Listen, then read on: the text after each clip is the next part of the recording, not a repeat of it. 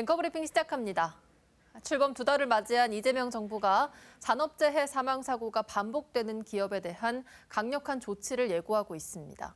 7월 25일 이재명 대통령은 취임 이후 첫 산업 현장 방문으로 SPC 삼립 시화 공장을 택했습니다.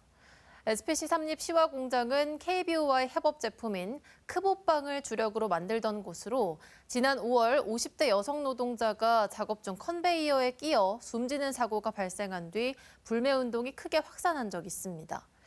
이 대통령은 SPC 삼립 시화 공장에서 중대 산업재해 발생 사업장 현장 간담회를 열고 돈 때문에 생명과 안전을 희생하는 구조는 반드시 바꿔야 한다라고 강하게 지적했습니다.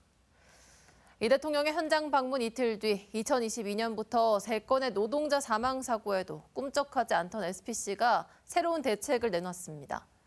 오는 10월부터 8시간 초과 야근 제도를 폐지하고 주간 근무 시간을 점진적으로 줄이는 등 근로환경 개선에 나서겠다고 밝힌 겁니다.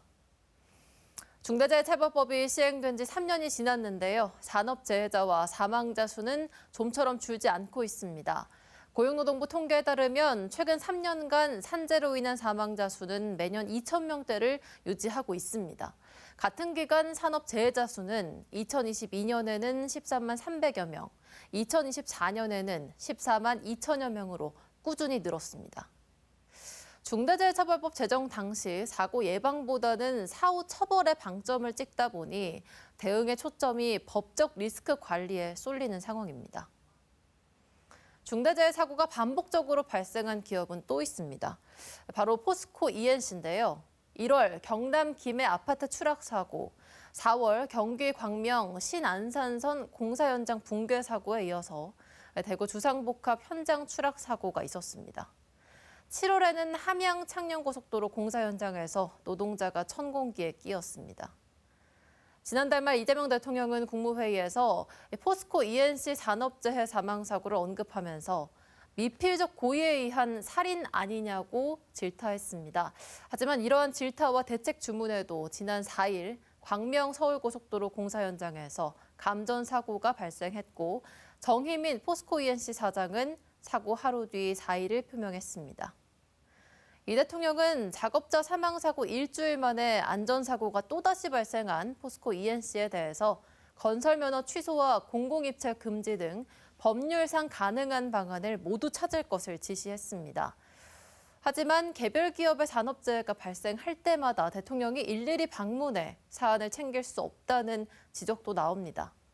결국 우리나라가 산재공화국이라는 오명을 벗으려면 산업 현장의 세부적인 상황을 고려한 실효성 있는 제도 정비가 필요해 보입니다.